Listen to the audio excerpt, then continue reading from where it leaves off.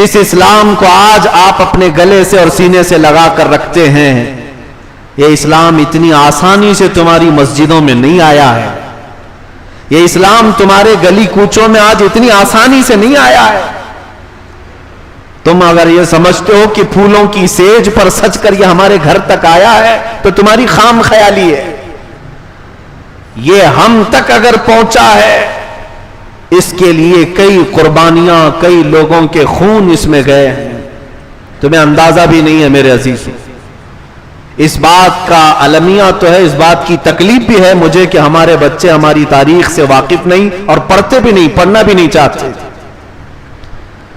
ان قربانیوں کا جب میں ذکر کرتا ہوں تو رونگٹے کھڑے ہو جاتے ہیں۔ میرے عزیزو، رسول کریم صلی اللہ تعالی علیہ وسلم کے صحابہ کی جو آزمائشیں ہوئی، کن کن معاملات پر انہوں نے قربانیاں پیش کی ہیں، مال کی بھی، اولاد کی بھی، جائیداد کی بھی، اور ساتھ ہی اپنے خواہشات کی بھی، ہر طرح کی قربانیوں کی مثالیں میں تمہارے پاس رکھ سکتا ہوں۔ تو یہ ہجرت عام بات نہیں ہوتی، جہاں پیدا ہوئے، جہاں پلے بڑے، جہاں جوان ہوئے، جہاں تمہارے رشتہ دار ہیں، جہاں تمہارے دوست و احباب ہیں، اس وطن کو اچانک چھوڑ کر ایک نئی جگہ پر جا کر بسنا عام بات نہیں ہے میرے عزیزو، بہت سخت مرحلہ ہوتا ہے، ہمیں اندازہ ہے اس بات کا۔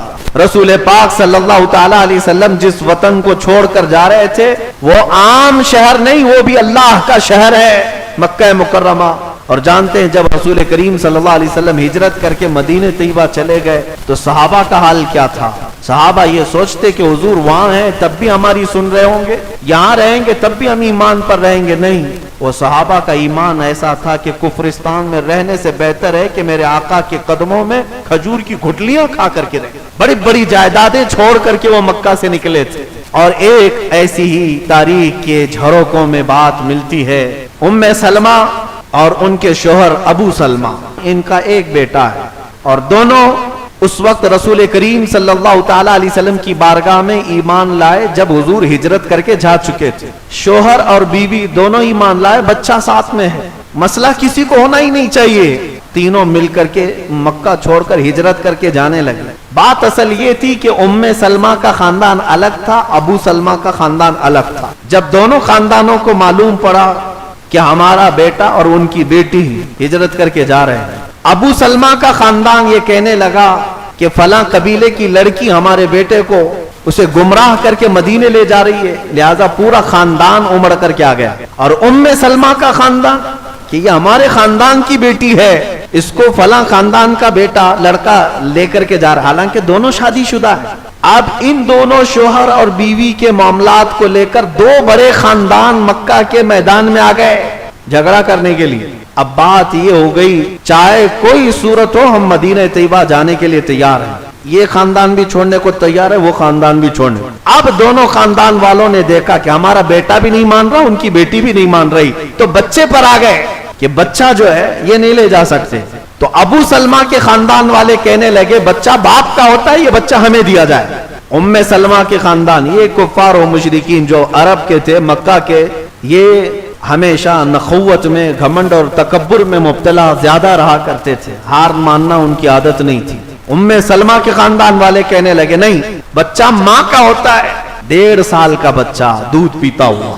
دونوں خاندان بچے کو لے کر کے لڑنے لگ گئے، اور اس کے بعد ہوا یہ کہ بچے کو اٹھایا ابو سلمہ کے خاندان والا بھی، ام سلمہ کے خاندان والوں نے بھی اس بچے کو اتنا کھینچا کہ دونوں بچے کے ہاتھ نکل کر کے باہر آئے۔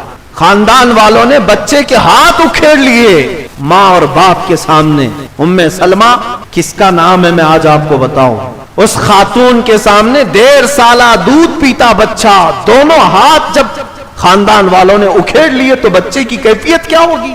لیکن کوئی تیار نہیں ہے، اس کے باوجود بھی خاندان اس بچے پر ٹوٹ پڑے۔ چند منٹوں کے بعد دیکھا گیا تو بچے نے دم توڑ دیا، اور اس کے بعد ام سلمہ کیا کرتی؟ میرے عزیزو یہ لمحہ کیسا ہوتا ہوگا تصور کر سکتے ہو ذرا؟ جس ماں کے سامنے اس کے 1.5 سالہ بچے کے دونوں ہاتھ اکھیڑ دیے جائیں اور پھر اسے مار دیا جائے، بچہ مر جائے۔ رحم آیا، ام سلمہ کے خاندان والوں کو کہا بیٹی ہے تو ہماری بیٹی، بچہ مر گیا، چل واپس اپنے گھر، قربان جاؤ ام سلمہ پر کہتی اب میرا کوئی خاندان نہیں سوائے رسول اللہ کے، میں اگر جاؤں گی تو مدینہ طیبہ جاؤں گی میرے رسول صلی اللہ علیہ وسلم کے قدموں میں۔ جب وہ سوار ہوئی تو میرے عزیزوں حالات ایسے پیش آئے کہ ان کے شوہر جو ابو سلمہ تھے ان کو بھی گرا کر ختم کر دیا، شوہر کا بھی انتقال، تنہا عورت باقی رہ گئی، نہ اس خاندان والا اب لینے کو تیار، نہ اپنا خاندان، بچہ بھی گیا شوہر بھی گیا، وہ تنہا سفر کرتی کرتی کرتی مدینے کے قریب آ گئی۔ ایک صحابی ملے، ان سے کہا، وہ صحابی ان کی حالت کو دیکھ کر کے رونے لگے، جب اس نے اپنے دکھڑے سنائے اپنے بچے کا غم تو رو پڑے، کہا رسول اللہ کے لیے تو سب کو چھوڑا ہی؟ کہا ہاں، بس ایک بار اس چاند جیسے چہرے کو دیکھا، مدینے میں ایک جھونپڑی مل جائے میں یہی رہ جاؤں گی۔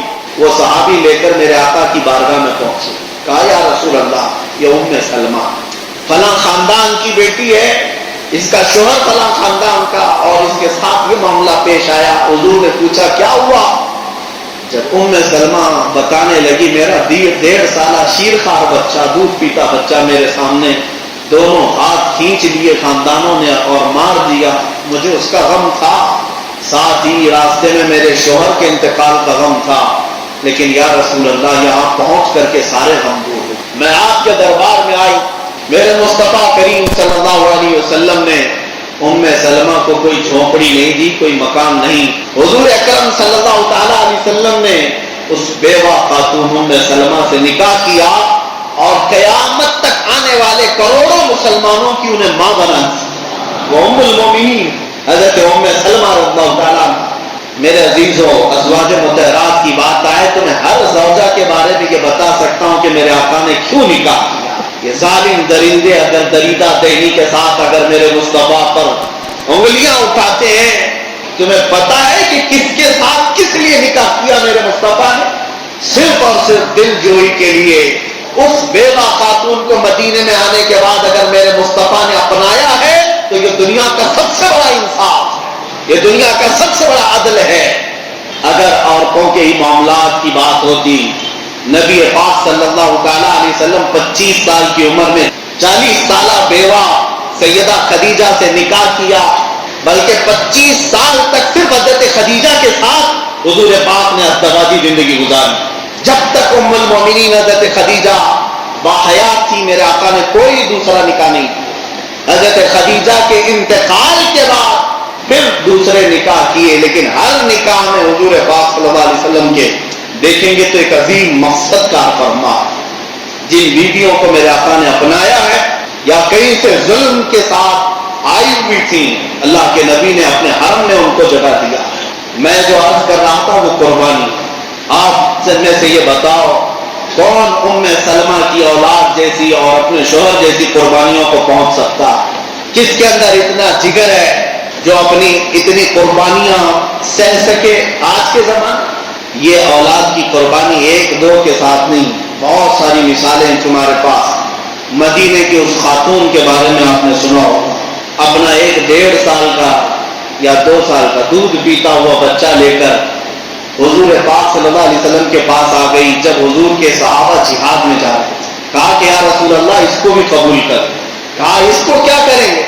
وہ رونے لگی کہ مدینے کی ہر خاتون جس کے جوان بیٹے ہیں وہ سب آپ کے ساتھ بھیج چکی، کسی کا شوہر، کسی کا بھائی، کسی کا بیٹا آپ کے ساتھ ہے، میرے پاس کچھ نہیں سوائے اس بیٹے کے، میرا شوہر شہید ہو چکا ہے، بس یہ بیٹا میرے پاس ہے، یا رسول اللہ اس کو آپ قبول کر لیں، اس کا کیا ہوگا؟ وہ خاتون کہتی ہے میں جانتی ہوں میرا بیٹا تیر اور تلوار نہیں چلا سکتا، لیکن آپ مجاہد صحابہ کے ہاتھ میں دے دیں، جب دشمنوں کی طرف سے تیر چلے تو میرا بچہ ڈھال کے کام آ سکتا ہے۔ یہ وہ قربانیوں کا ذکر میں کر رہا ہوں میرے عزیزوں، جو آج دل پر پتھر باندھ کر کے بھی کوئی کھڑے ہونے کو تیار نہیں۔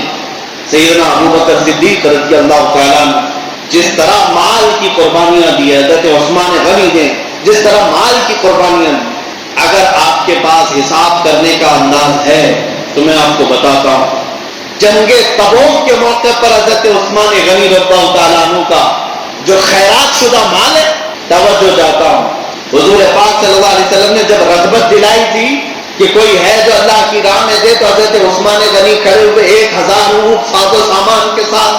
پھر حضور پاک نے دوبارہ کہا تو پھر انہوں نے 1000 اونٹ ساز و سامان کے ساتھ. پھر حضور نے پوچھا اور کوئی ہے، تو تیسری بات بھی حضرت عثمان غنی 1000 اونٹ ساز و سامان کے ساتھ. آپ نے روایت سنی ہوگی، لیکن آج میں یہ بتا دوں اس کا آج کے زمانے میں اگر حساب کیا جائے کتنا انہوں نے ایک دن میں خیرات کیا تھا، تو تقریباً 120 کروڑ کی مالیت ہوتی ہے جو انہوں نے ایک بار میرے مصطفیٰ کے فرمان پر قربان کیا تھا. میرے عزیزو، 1000 روپے کی چٹھی دے کر کے لوگ ایڈورٹائز کرتے ہیں. مسجد میں 100 روپے کی نوٹ جھولی میں ڈالنا ہو تو 4 لوگوں کو دکھانا پڑتا ہے کہ ہم نے بھی دیا. لیکن وہ رسول اللہ کے جانثار صحابی جنہوں نے ایک بار میرے مصطفیٰ کریم صلی اللہ علیہ وسلم کے حکم پر کروڑوں، آج کتنے دان کرنے والے ہوں گے، لیکن لا کر کے دکھاؤ حضرت عثمان غنی کی طرح ایک وقت میں میرے آقا صلی اللہ علیہ وسلم کی ایک زبان پر اس طرح سے دی ہو. عزیزان گرامی، یہ مال کی قربانیاں تھیں